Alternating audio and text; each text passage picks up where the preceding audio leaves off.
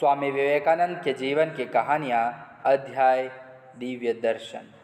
श्री रामकृष्ण देव की महासमाधि के बाद दिनों के दुख से भरे, विफलतामय और निराश से पूर्ण होने पर भी श्री रामकृष्ण स्वयं अदृश्य रूप से अपने उद्देश्य की सिद्धि के उपाय कर रहे थे। उन्हें भक्त के रसदार सुरेंद्रनाथ मित्र श्री रामकृष्ण, जिन्हें सुरेश कहकर पुकारते थे, एक दिन ऑफिस से लौटकर पूजा घर में ठाकुर के ध्यान में लीन थे। उसी समय उन्हें एक दिव्य दर्शन हुआ।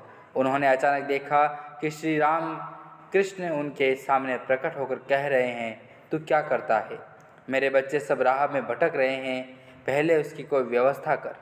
यह सुनते ही सुरेंद्र पागल की भांति अपने ही मोहल्ले में रहने वाले नरेंद्रनाथ के घर पर शीघ्र उपस्थित हुए और सारा वृतांत सुनाकर अश्रुजित स्वर में कातर भाव से कहा, भाई, एक आश्रम बनाओ जहाँ श्री रामकृष्ण देव का चित्र, भस्मादि और उनके द्वारा व्यक्त वस्तुओं को रखकर नियमानुसार पूजा अर्चना हो सके।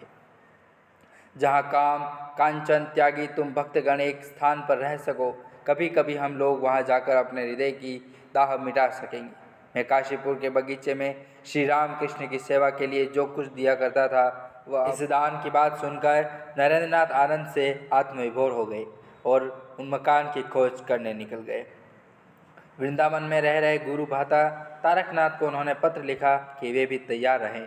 मकान मिलते ही तार किया जाएगा और उन्हें तुरंत आकर नए मठ का कार्यभार संभालना होगा। तारकनाथ भी तदनुसार काशी धाम तक आकर उनके दूसरे निर्देश की अपेक्षा करने लगे। इधर नरेंद्रनाथ और उनके बाहर वराहनगर निवासी मित्र भवनाथ के अदम्य प्रयास के वराहनगर के गंगा तट के समीप भुवनदत्त का एक जर्जर उद्यान भवन 11 रुपये मासिक किराए पर लिया गया।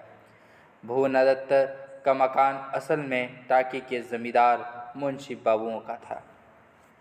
यह मकान जीर्ण और परित्यक्त था, इसी से लोग उसे भूतहा मकान कहा करते थे।